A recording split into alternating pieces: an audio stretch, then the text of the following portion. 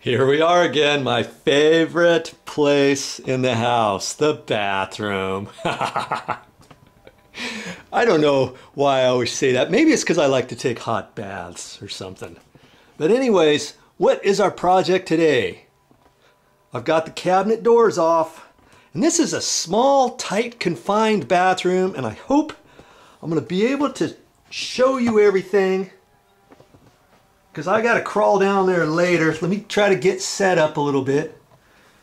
We're going to talk about this sink right here, this faucet.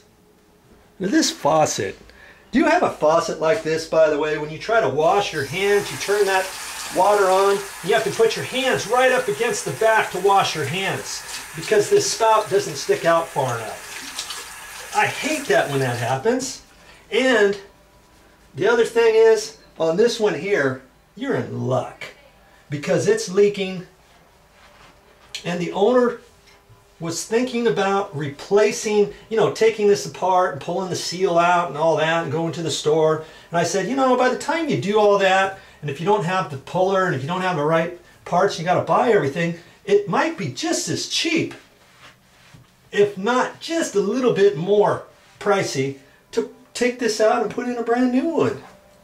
So that is what this video is about. We're going to be replacing this faucet. If you want to know how to do that, stick around. Now generally the first thing I do is I clean everything out from underneath the sink. This thing was packed with all kinds of stuff. It even had a sliding tray on here, and that was pretty cool. I was able to leave that and slip out the rest of it. But on these doors, sometimes doors you can snap them out of there. These were like the hidden type hinges, but these were slightly different. So I just went ahead and unscrewed the whole thing, took it out. It only took me a few minutes to do that. I took those doors out. The last thing you want is to think, oh, I'll be able to slip in there. I'll just prop the door open and I won't hit it. I'll be careful. And then you're squirming around underneath the sink and doing something and reaching for something, and you tweak the door and you break the door off, or you break half the hinge or the particle board inside or whatever. Be safe, not sorry. Now there are all kinds of shapes and models of faucets, so you don't have to get one like this. You can get any kind you want, but you want to get one that kind of sticks out a little bit further than the last one, and this one does that. You just don't want to get it too far, and most bathroom faucets won't anyways. This is the same style, well, actually they have two handles from before, so they kind of like that. But you can get one kind of like this with the handle here that pulls out, up, and then you can slide it to the right and left. So whatever you want to do, okay? And I found this one's kind of cool. They didn't make faucets like this when I was a kid. Everything had all kinds of things you had to do, and special plumber's putty you had to put up on top and everything. They make this very simple. See, this slides down through the hole, and then they have these loose, and you just kind of tighten that up like that. And then that slips down through the counter. And then they have just some little plastic goodies here. Let's see here. It's going to slide up like that underneath, and you're just going to tighten that down. Let's see how we can get that. There. And that'll go up underneath the counter. It also gives you this little tool. I'm not quite sure what that is just yet. we'll have to look at that. Well, I guess I'll have to read the directions on that one. I'm not quite sure. See that? We'll get back to that later. But most of this you can just basically tighten up by hand, maybe a small pair of pliers or something, so it's going to be pretty slick on doing that. And this is something else I like. These flexible tubes were already on there, and this is the right size to fit right down at the gate valve, and luckily the gate valve has this same type of fitting on there. You know, if your water gate valves don't have this type of connection, then you're going to have to decide what to do. So it's really important before you go to the store and get all your parts and stuff, look at underneath the sink and see what you have, okay? I'll show you right now what we have under the sink and what to look for. Wow, that's pretty slick. I just read the directions, figured out what this was. You figured it out just yet? There's a little aerator screen in there, and lots of times you can reach in there. Usually they stick out a little bit and you can grab it with a pair of pliers or something and turn it out. This one is recessed right in there so it doesn't stick down. You put this in there like that, and then you can turn that and take it out and put it back in. It's generally a good idea. Now when you're replacing this, you go ahead and take your little aerator screen out, because we're going to shut the water off. Once we shut the water off and do everything, then once you get the faucet all installed, you're going to want to turn the water on, flush anything out of the lines that happen to come in after you shut the water off. Then we'll go ahead and put the aerator back on. Now if you don't do that, worst case scenario, you turn it back on. Sometimes it'll be fine. Other times you might think, oh, there's one little piece of grit that caught up in there. Then you'll have to unscrew that later, flush it out, and put it back in. So there's a little tip for you. Let's just talk about this really quick. Here's the drain line, okay? You can go ahead and replace that too, but I'm looking at the existing one. The existing one looks pretty good, and so I'm not sure if I'm going to replace that or not just yet. Here's the piece at the back of the faucet where we're going to connect that up underneath the sink. I'll show you step by step as we go. You'll be able to do it too.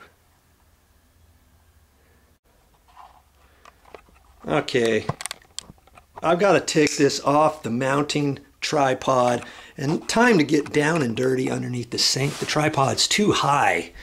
Okay, so let's just see what we got up here. It looks like a pretty clean system here. You know, there's our P-trap. We shouldn't have to do anything with that adjustable P-trap. That's that white deal that zigzags up and down and across and over. Okay, and see that drain line? That's like a heavy duty steel one, and it looks pretty good. And I looked up here from before, and see this looks pretty nice. It looks like it kind of blends in there too. So if I don't have to replace that, I'm not going to.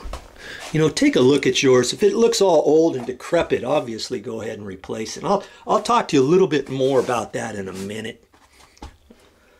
Okay, but see this water valve? I love these kind of water valves. These are the kind where the flexible pipe screws right into the top of it. Now, the old days, back here at the old days, the gate valves were slightly different. Maybe they didn't have the threads right there. Maybe it came out with a bigger size and you can't use this down at the bottom, or it's on a flexible tube that's already connected on there. And you might think, uh-oh, what do I do now? How am I gonna do it? That's why you've got to look underneath your sink first, you know, before you go to the store. And rest assured, whatever you have on your valves, if you take a picture of it with a camera or something, you can take it to the hardware store and show them what you got going on. Okay, and they'll help you with the parts. So see, what we're going to end up doing is we're going to turn these off. You turn them to the right, righty-tighty, lefty-loosey. Okay, I might as well just turn them off now. So I'm turning to the right, and that's shutting the water off. Generally on the right-hand side is cold, and the left one over here is hot. That's how most houses do it. And one time I got a kick out of it. It was backwards, and the faucets back then, you had to have the right one hooked up to the right pipe. Nowadays, you know, I mean, obviously if you have a 2-lever handle, you've got to do it the right way, okay? So left is usually hot, right is usually cold. Okay, so now our next step is we're just going to take and loosen that nut up right there. Okay, we got to loosen those up. We can take that off. Okay, this flex tube is going up to the faucet. And let me see if, let me get down in there and see. Let me get up in here. See, this sink is so small, I'm not going to be able to show you all this later, right? Now we're going to have to take it off there too. Obviously, we got to take that one off. And then this nut here, once we loosen that up, the faucet's going to come right out. Okay? You loosen that, and then this flexi line, that flexi line goes down to there, and we're going to take that off. We're not even going to use that flexi line anymore. Some sinks, you're going to end up using it again. Other sinks, you're not. Now, here's another tip. If that flexi line looks kind of stiff, or it's a white one, or it looks pretty old and decrepit, you can buy a new one for that. It might be time to upgrade your flexi lines. You know, this is a braided flexi line. I like this kind way better than anything else. Okay, so I'm going to get back up in there. Let's just take a quick look at this again. You remember this? These are screwed in there from before, and they should be plenty long to screw right down to the gate valve. Worst case scenario, if you had a different type of fitting, I guess you could unscrew this and maybe do something different. See, you could take this one, you could unscrew this right there. Then you could maybe do something different. I don't know exactly what you're going to do different there. You might not be able to do anything different, because this is what holds it right there to the counter. And you may just have to alter things, you know, a fitting or something that's your gate valve or whatever, you know. Okay, so I kind of like how this is. Some faucets aren't like that. Some might have a stiff copper tube that comes down about to there, and then it has another nut there, and then you connect the flexible lines that you have under the sink. You know, these lines, then you would be able to save. All right? It's all coming together here for us. All right, so I better get back under there and start unscrewing things. First thing I have to do, the first thing I think I'll do is I'll unscrew that top first. Not the white one, but the silver one. And see, I don't have very much room up there. I'm going to have to take a small pair of pliers or something like that and get my knuckles up there and all that. Well, I just happen to have a tool that you might find interesting. I'll show you that right now.